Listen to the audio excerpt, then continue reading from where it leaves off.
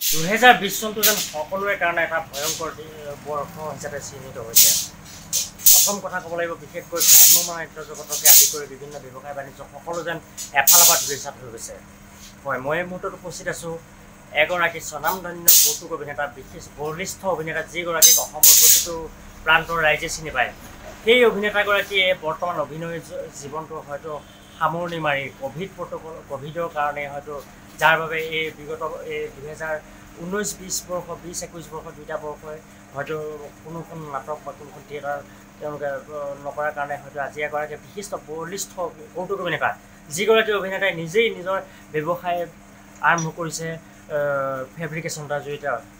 মই বৰ্তমান উপস্থিত আছোঁ লখিমপুৰ জিলাৰ পিঠাগুৰি অঞ্চলৰ অসমৰ ভ্ৰাম্যমাণ জগতৰ বলিষ্ঠ কৌতুক অভিনেতা দুলাল শৰ্মা ডাঙৰীয়াৰ কাষত, যিগৰাকী দুলাল শৰ্মা ডাঙৰীয়াক অসমৰ প্ৰতিজন ব্যক্তিয়ে চিনি পায়। আমি ঈশান নিউজৰ দৰ্শকসকলক তেখেতৰ বিষয়ে কিছু জনাবলৈ আহিছোঁ, কিছু কথা তেখেতৰ পৰা আমি জানিবলৈ আহিছোঁ। কি হ'ল, কি কাৰণে তেখেতে এই ব্যৱস্থা লৈছে, যিগৰাকী ব্যক্তিয়ে অসমৰ সমগ্ৰ ৰাইজকে হাঁহিয়ে ফলাফলি তুলিছিলে। হয়, দুলাল শৰ্মা ডাঙৰীয়া, মই আপোনাৰ ওচৰলৈ আহিছোঁ। কি ক'ব, আপুনি এগৰাকী অসমৰ বলিষ্ঠ কৌতুক অভিনেতা হিচাপে সকলোৱে চিনি পায়। আজি আপুনি কাম কৰিবলগীয়া আছে, কি ক'ব এই মুহূৰ্তত? কামটো মানে পেটৰ দানত সকলোৱে কাম কৰিব লাগিব। হয়, জীৱিকাৰ কাৰণেতো কিবা এটা কৰিবই লাগিব। হয়, ভ্ৰাম্যমাণ মোৰ প্ৰথমতে নিচা আছিল, তাৰপিছত পেচা হোৱাৰ পিছত সেইটোকে মোৰ জীৱনৰ লক্ষ্য বুলি মই ধৰি লৈছিলোঁ। কিন্তু কৰোণাৰ কাৰণে বহাৰ পিছত এতিয়াতো আমাৰ থিয়েটাৰো বন্ধ হৈ গ'ল। বন্ধ হোৱাৰ কাৰণেতো কিবা এটা কৰিব লাগিব।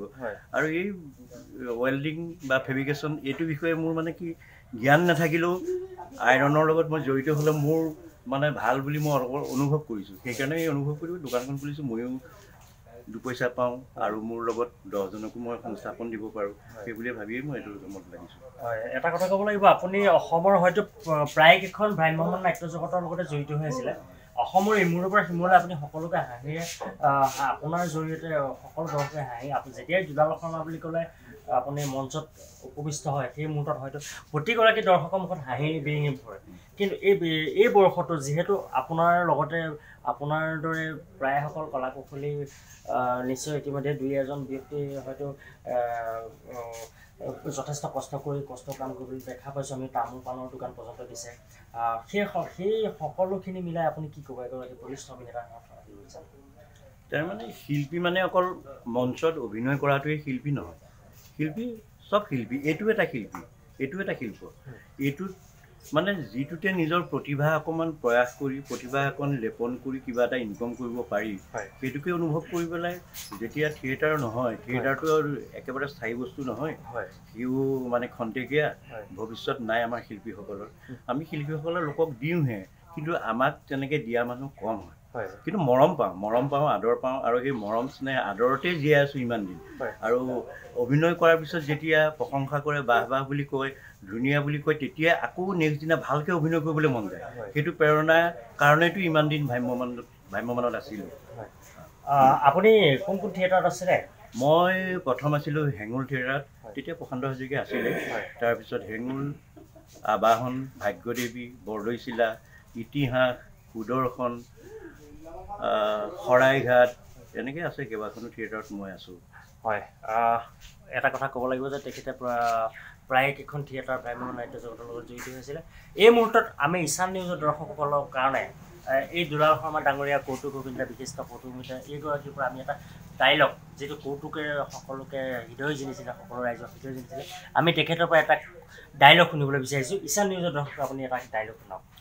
ডাইলগ মানে কালিতো ৰাস গ'ল, এতিয়া ৰাসৰ বতৰত মই কেন্দুগুৰি অঞ্চলত ৰাসত মই অভিনয় কৰিছিলোঁ।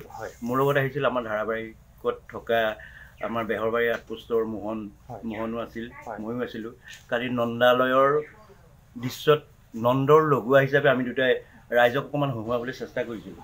তাৰে মই এটা গান গাইছিলোঁ, মানে মাধৱী কেৰেক্টাৰ এটা আছিলে, মাধৱীক লৈ, চলগো এ মাধৱী তুমি কি আমাৰ হবে, আমি হলো নন্দৰ গোৱাল, তুমি হলা ৰজাৰ মি, এনেকৈ ধৰক অকণমান ফূৰ্তি কৰিছিলোঁ ৰাসৰ সময়ত।